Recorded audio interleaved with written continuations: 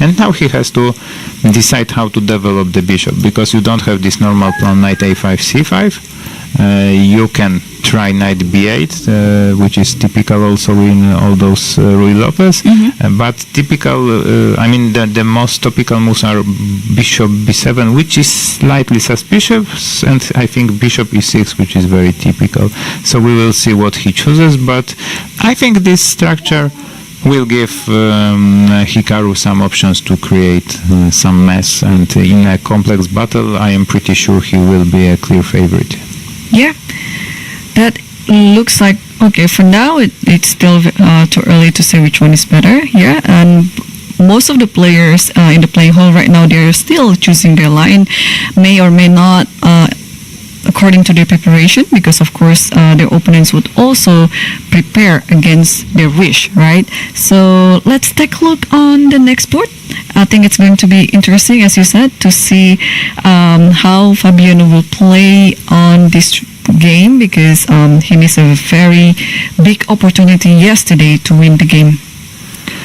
Personally, I bet for a draw here and a tiebreak tomorrow, but of course it's no granted. But it's very hard to do something with versus Mustafa with black, so I think he will be just solid. And if actually Fabiano to win, but it's going to be very hard for any of them.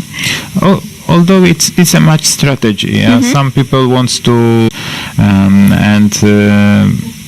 if you have some strategy, you sometimes make other choices than you would do in normal tournament. So it's also interesting, because you can really force your opponent to do some strange things because of this tournament format, just by provoking him or making it too dry. There are many different attitudes because of the fact that it's a match.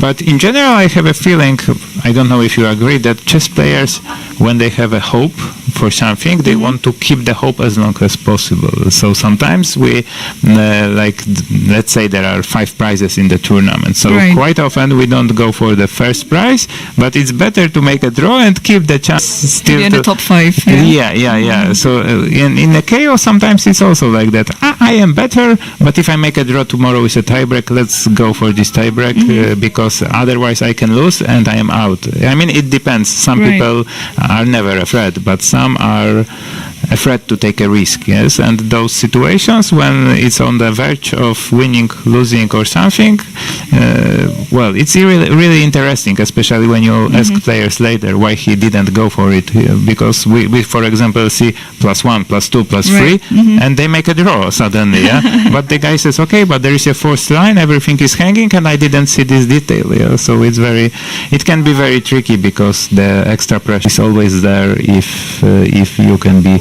because today's a day you can finish your tournament, yeah. Right. Well, we see now Rook C2 is on the board. It looks rather quiet. What is your take on it? I understand it is idea, typical, because quite often you put your rook here.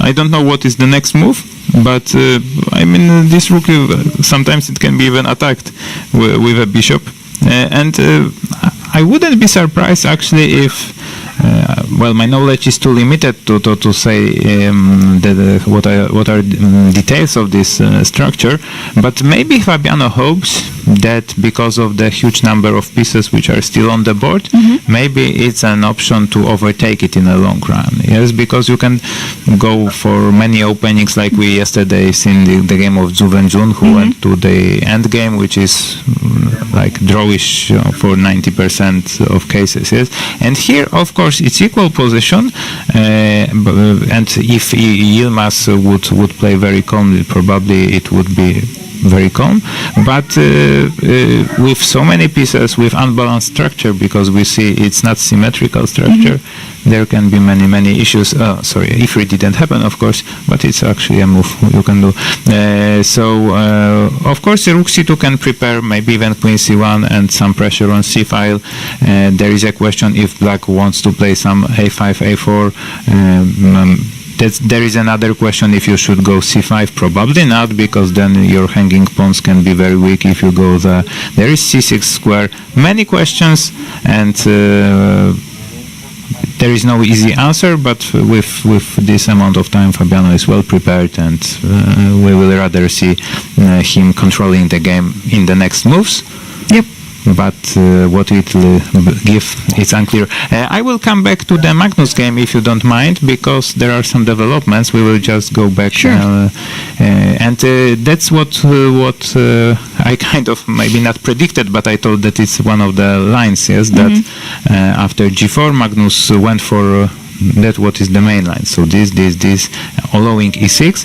The e6 has this idea that after that it's very hard to develop the bishop, yes, because it's blocked. You won the pawn, but you have long-term problems with developing pieces. So Magnus decided not to take. And after this, we already have a very untypical position. It looks like some Fischer random chess or something like that. Yeah, because everything is very strange. White didn't develop any single piece yet. Black developed two pieces, but bishop is on f7, which is after 3 moves.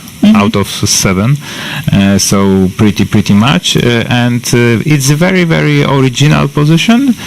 And I think it's as I said, a very right choice by Ariane. But if Magnus knows what to do, the position is of course totally fine for black.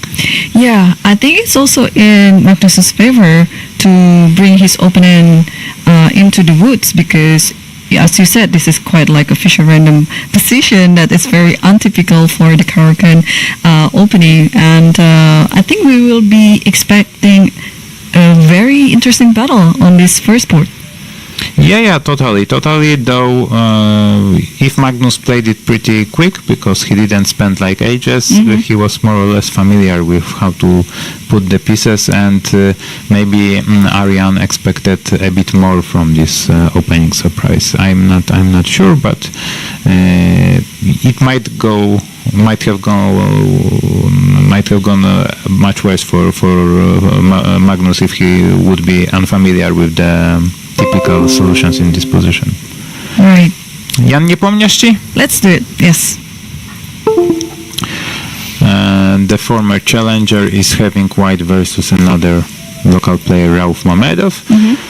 Rauf is a player who has very, very narrow repertoire. He's usually always repeating those lines. I remember that because I played it twice with him with white.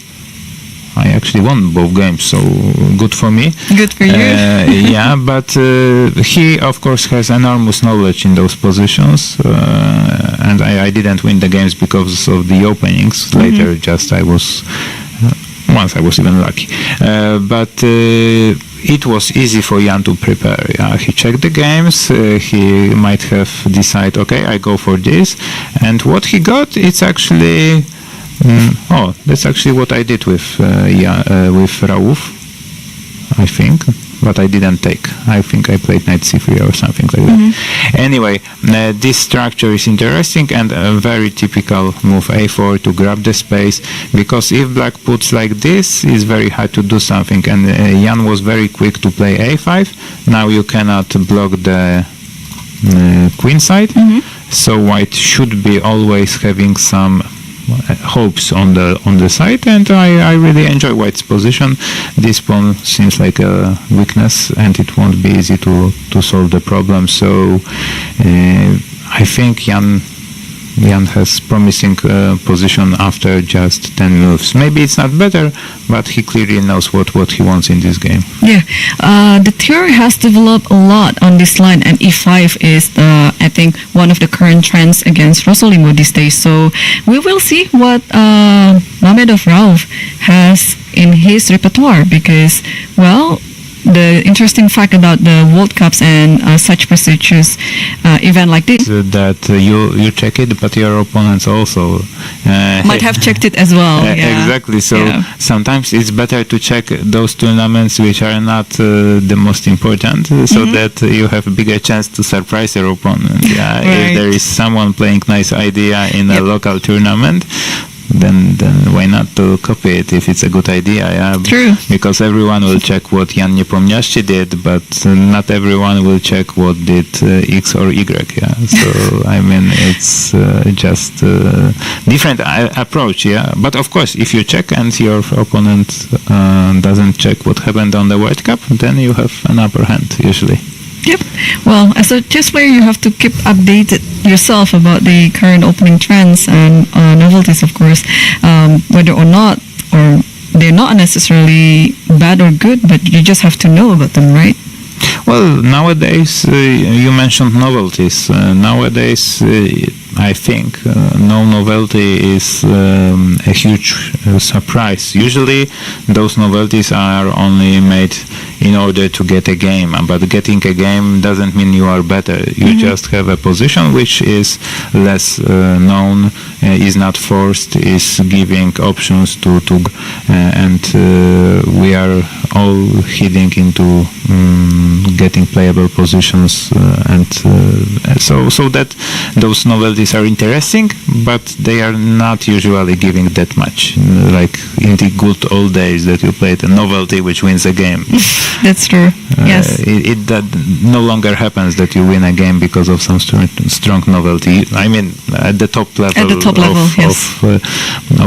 Of those guys. At the same time, I would invite you, because I see some draw alert. It didn't happen yet, but it's going to happen at any time soon. Yeah. I think so, because at Nijat Abbasov, Anish Giri, we have position which can simplify pretty quick. That's right. And as we said, it can be a match strategy because they drew the first game, and if you play white versus Anish Giri, maybe you'll come to the ground without any big hopes. Though it's not that it's a dead draw. I wouldn't say so. Maybe it's because it's also kind of practice many players do. They go for the line, they know it's drawn, but the other player has to prove that he knows, yes? Yep. So we see Anish thinking, and it can be like, okay, Anish even knows that it's a draw, but now he thinks, okay, how it was. Should I play that move, or should I play another, if the move order is important, or if it's not important? Because as we see, if he... Okay, we can go from the beginning, yes? So it was... Queen's Gambit declined, so very topical choice. DC4. Actually, did I want to play this versus Donchenko? I can't remember. I cannot remember my preparation after 2 days, so it's tough. But yeah, you see normal position, and all of a sudden they change everything, and D5. So the question is, what happens after this? If white wants to trade queens or not, but even this sometimes can be a position when black has to do 2-3 good moves. Yep. Maybe not that much, but okay, if you go here, maybe I keep the bishop here, attacking this pawn. Later I try to go to c7.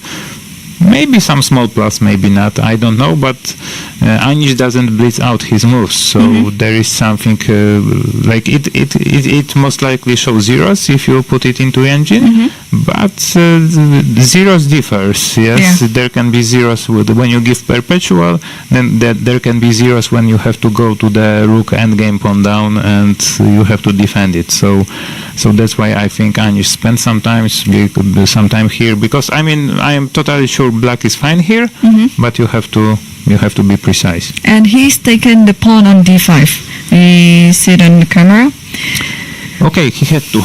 He had to. Yeah, there's no other good move here. Yeah, but maybe he was thinking if he should start this, or maybe he was even thinking about move number 5 in this variation. What should happen later?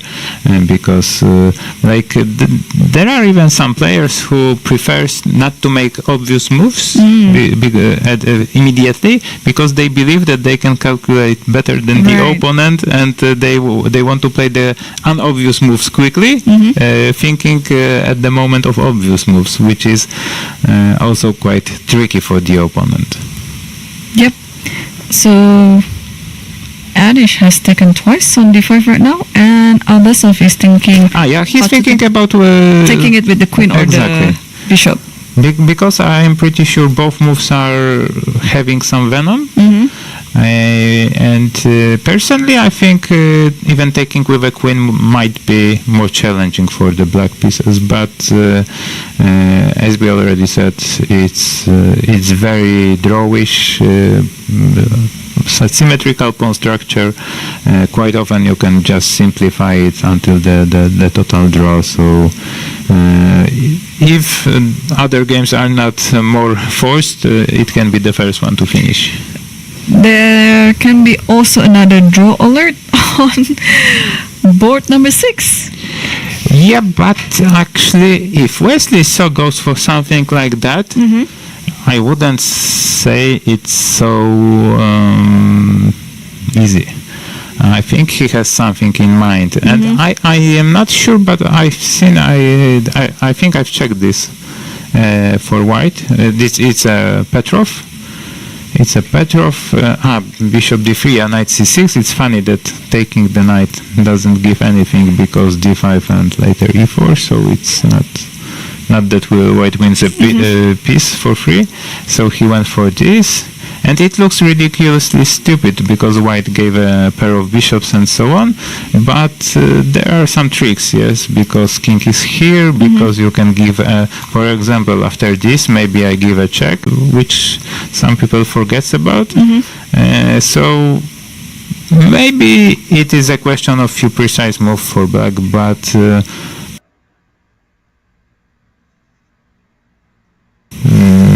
Wesley doesn't really give up white pieces without any fights, and Jules plays Petrov on regular basis. I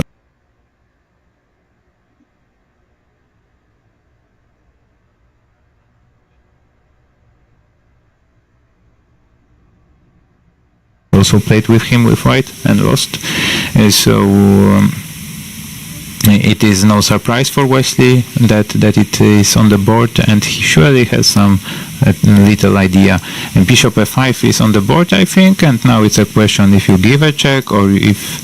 Did he give a check? I think he gave the check. He might have given a check. And yes. for example, if black plays Bishop e7, we probably include castle, we trade the bishops, and okay, this is already 1-0. Yeah, so you already lost a game, and because there is a check, and I think it's a very tricky position. It's a very tricky position. E4 pawn is weak, and there is rather no danger for white, but there is little danger for black. And similarly, like in the Abbasov game, though I think this is more complex. Even this was Tissot game for black. White doesn't risk, which after a draw in a first game, it's a very decent scenario. If black knows what to do, it will be drawn, but if not, he will suffer. I see. So let's take a look at the next game. Which one do you think is going to be very interesting? Because 10 of the matches that we will see in the open section today, they have to make comebacks. Yeah, I would personally, I'd like to check what Daniel Dubov is doing, because we told that he will be risking. So let's have a look how opening specialist and former second of Magnus Carlsen can come up with. He decided to play also Queen's Gambit. It was Slav, yes.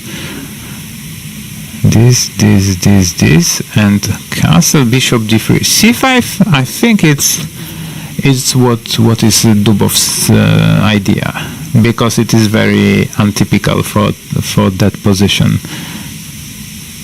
Usually you go something completely different here, because it looks like a waste of time. Yeah, you went c6, now you go c5, but what is the idea behind it? I personally don't know. Probably the idea is just to confuse your opponent and surprise him. because it looks like black should be, white should be totally fine after dc5, but maybe then he has something like, I don't know, take, maybe some queen a5, maybe he wants to, but okay, it's a symmetrical pawn structure. How can you beat the 2600 opponent on demand in such a position? Yeah, I don't know. But what's the best way anyway to beat the 2600, right? Yeah, I even don't know. I think I've never had this issue that I have to beat a strong opponent with black on demand, and I don't know what is the best approach, because it's very hard to. You can choose King's Indian, but it's not a very good opening. Yeah, you can choose some gambits, but it's also risky. Yeah? Yes. So some players just decide to keep as many pieces on the board as possible and just keep on playing. But what's idea about Daniel's c5? I'm not sure. And there are some further developments. What? But you know what? I think we have a blunder in a transmission, because on the camera it's completely different position than we have here. Yeah, this doesn't look like their games actually. Yeah. Because you see, the game attracted so many spectators, so it should be really interesting actually. Yeah, there is a pawn on h3, there are some pawns on e4, f4. And also around the king side of whites, and there are like less pawns actually. Yeah, so we will see. We have some blunder in PGNs probably. It sometimes maybe happens. it mixed that this is not Daniel's game probably. Maybe it's switched to something else. No, knight on d3 is. I think it's this one. I think this is the position which is on the board, and it would make quite some sense. Yeah, I think it's that position, and white took. Though I'm not 100% sure. We will come back to those games after we hear some confirmation about the BGT. But if it's this one, it is pretty logical, and I am betting it is this one. I don't see anything similar to that what we've seen at the camera, because just a quick evaluation of that. So it's not Korobov Vahab. It is the game of Daniele Vocaturo, and when he drew with black playing this with when he won with black playing this with white, it's pretty natural choices. So I am pretty sure it is what the Vocaturo played, and Daniel wants to complicate. And this is not Anton Korobov's game, because Anton is usually playing d4, and the king is still in the center. And he did it. So there is some PG. Play this section. I think it should be good solution to make it. Yes, and in the latest section yesterday we saw 7 decisive games, and let's take a look at the top boards. Board number 1 between Ju and Jun versus Fatalieva Aulia. Now Ju and Jun is taking white pieces, and we see some English there. Oh, it seems like some interesting preparation, I think. And that 4 knights is quite popular nowadays, and when I was younger I thought it's just nothing special, but white has a surprisingly wide choice here. e3, e4, a3, d3, g3, all those moves are being played, and all leads to very playable positions. It was also played by Dingley Ran versus Jan Nepomniachtchi in the match, so it's very topical choice. e3 was also there in the match, bishop b4, this and bc. If I remember correctly, it was also a choice in the match.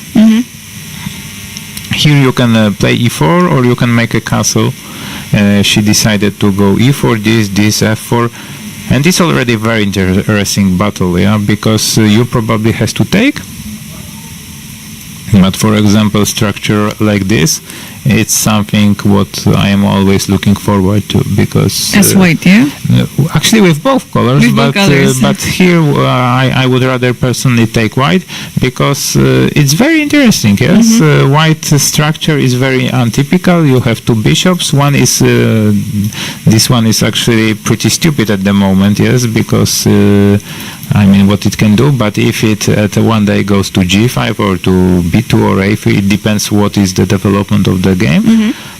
White can be pretty happy with the pair of bishops, while at the same time black also has some pluses, because the pawn structure is healthy, and if you manage to block this bishop for a long time, then you are just very happy. So both sides have some advantages and disadvantages, and that's why it should be very entertaining.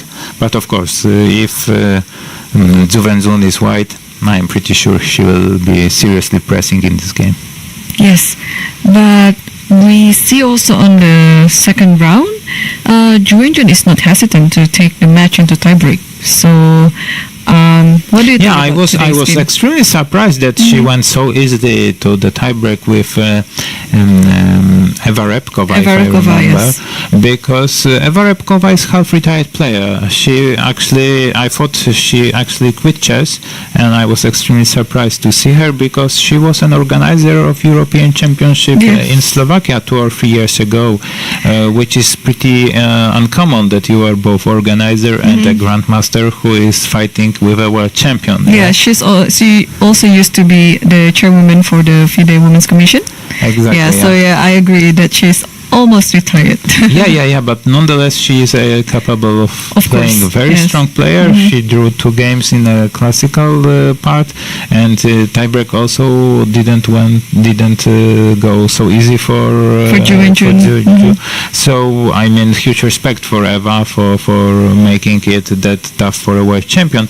But it's actually something special in ladies tournaments, because I also remember a few years back Dana Rejnice beating Hui Fan at the Chess Olympiad, and Dana back then was fully retired player and Minister of Finances of Latvia. So maybe being a world champion in ladies chess is very difficult, because everyone wants to beat you, and even retired players, yes, That's true. or half-retired players.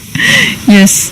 So F4 is currently on the board, and it forces black to make a decision what to do with this. And as we discussed, probably e takes f4, or the en passant takes on the pawn on f4 to f3, would probably be the best choice for black here. But probably black is considering some other alternatives too.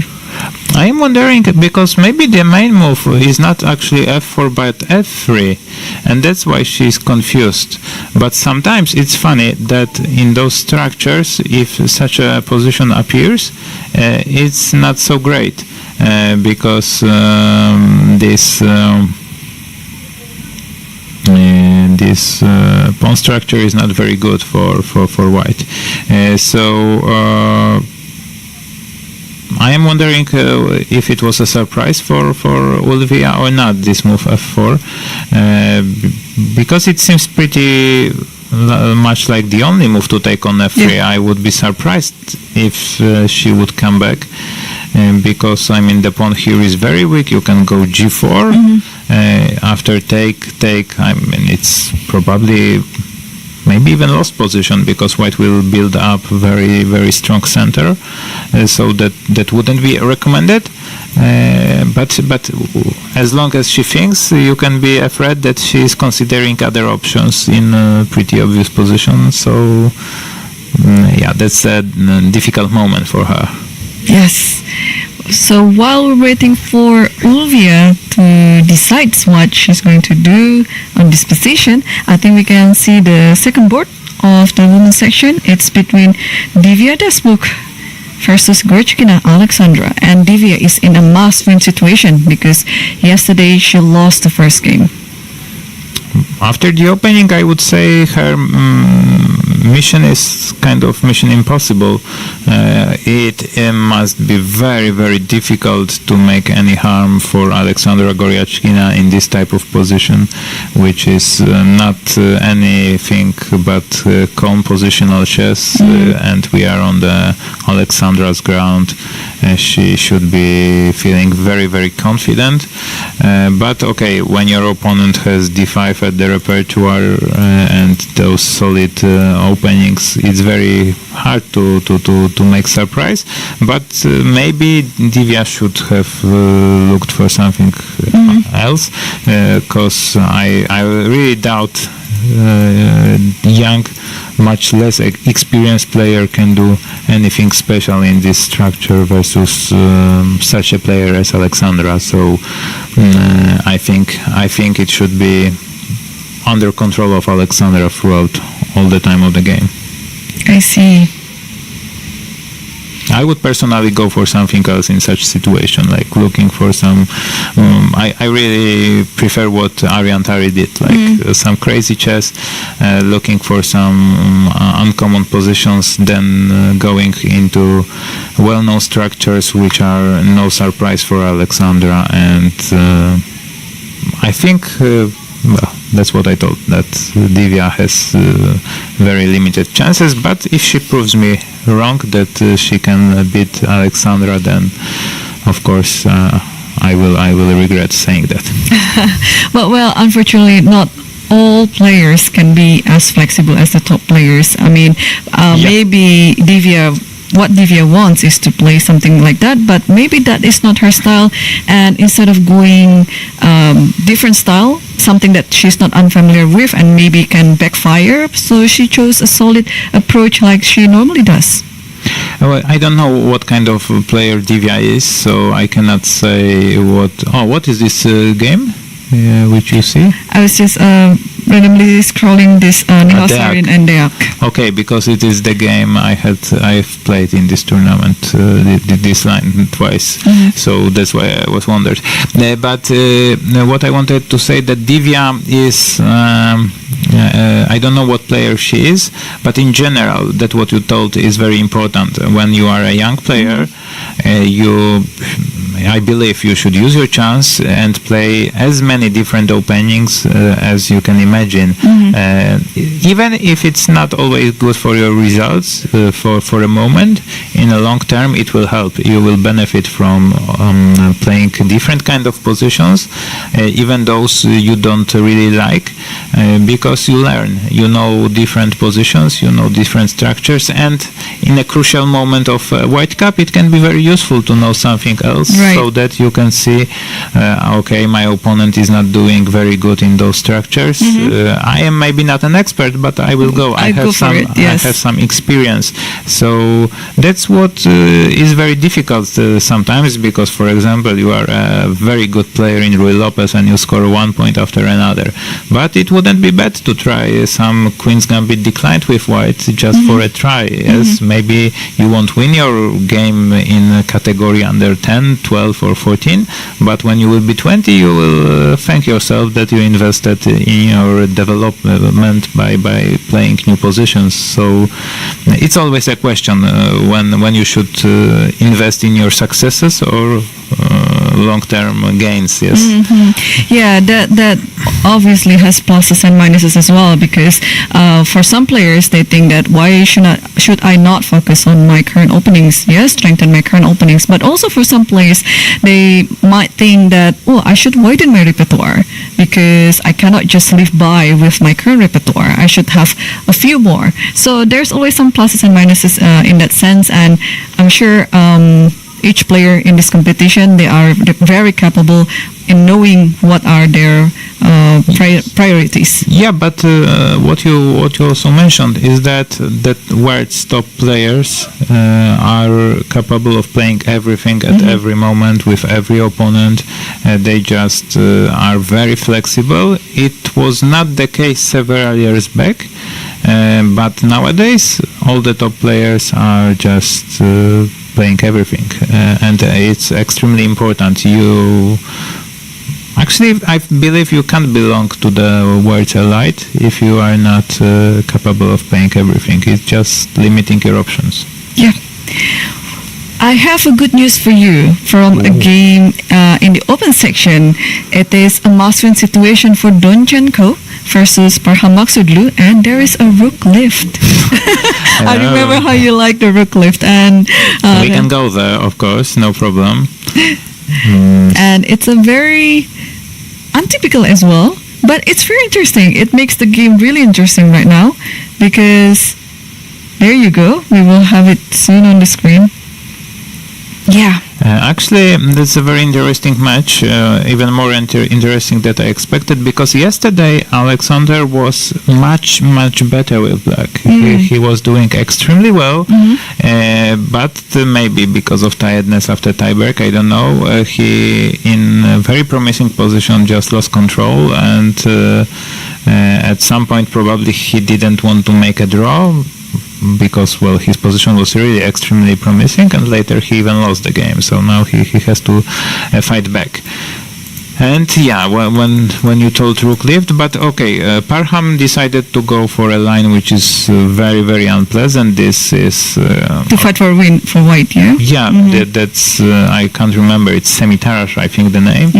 And rook b1 here, because if you don't play rook b1, I want to take and exchange bishops. So it's simplifying the position. Yeah, simplifying the position. So rook b1 is one of those attempts to keep more pieces on the board.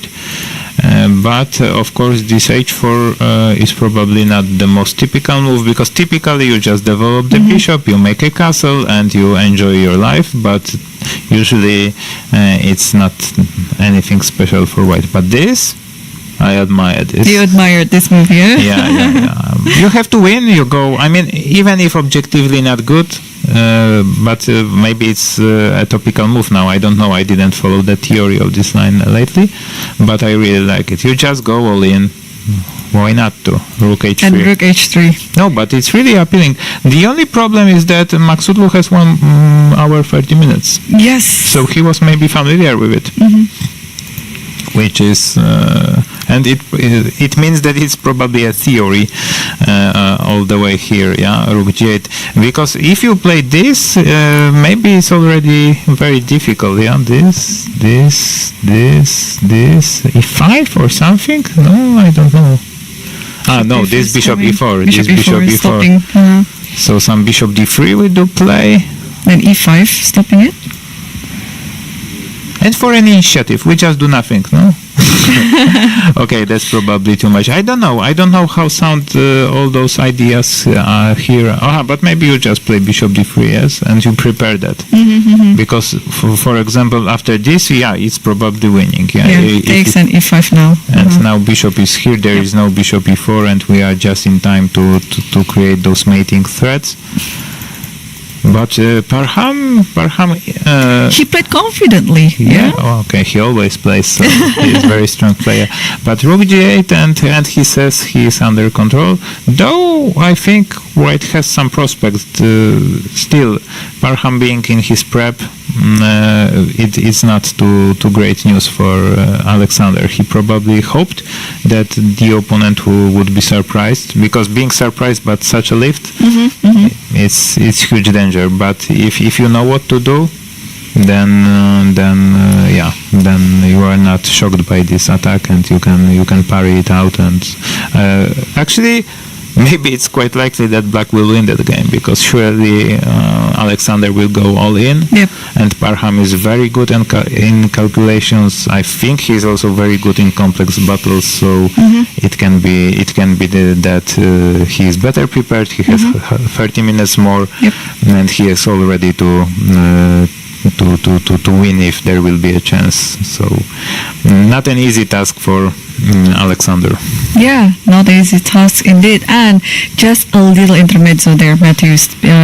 Parham here is bringing his wife to Baku. So we actually, if I'm not mistaken, I now have 3 newly married couple in the tournament, and they've been playing very well. We have Hikaru, we have also Parham, and in the women's section, my compatriot Medina Warda, who just got married about 2 weeks ago. So it shows that after getting married, it actually gives you some psychological boost, yeah? Instead of losing 50 rating points, they actually are playing very well so far. Yeah. There were even grandmasters who decided to change wife every Olympiad, but I don't recommend that. For me, it's a bit too complex. I don't recommend it either. But yeah, that's interesting news. I didn't know that Parham got married, but if he got and if it improves his chess, well, he is anyway a player of maybe not top 10, but he is in top 30 for last several years and very, very strong, interesting player. And it won't be easy for Alexander to harm the opponent because he is very well prepared. He knows his cup of cake, cup of tea. Anyway, he is confident. He played quickly and yeah, I think Alexander will say goodbye to the tournament here. I don't think he will be able to though I like his position, but if the white clock would be 1:30 and the other 50 minutes, I would say okay, it's an open game. But in this case no. Can we check all those games where black has to do something? So I would go for Radek Wojtaszek game. That's it. Because he is black and this is the position. Why Ivan Shitko went for something like this? Okay, but Radek, yeah. Okay, this is... I would be extremely happy after 3 moves being black because it's just an open game. Yeah, it promises an open game and dynamic chess. Yeah, that's very surprising choice by Ivan. Okay, maybe he just decided. Okay, I just play chess. I just play chess. I don't care what was the result of the first game, but you can make this choice playing different openings, and this is just unbalanced position. I think I'm 100% sure that deep in his heart, Radek is like happy because it's a game. I play with a player who is 200 or 150 points lower, and he allowed to have an open game. Like everything can happen. It's not like we exchanged everything. We have symmetrical pawn structure, and it's a draw. So very surprising choice by Ivan. He believes in his luck because it is going very well for him. I've seen him yesterday in the lobby. He was like answering calls one after another, very happy. But how couldn't you be? Yeah, you just eliminated the very famous Grandmaster Sam Franklin. You beat black Radek Wojtaszek, another very strong player. So it is a great day in the office anyway for Ivan. But this opening choice, very questionable. I would never do that. And as I say, Radek is just happy to have this because it's just like reverse Benoni. It's the same structure, and you can harm your opponent in such positions. So as Radek's friend, I am happy to see this position, and I don't understand why Ivan went for this. I think it is the position. What we see in the camera is exactly the same, so no mistake.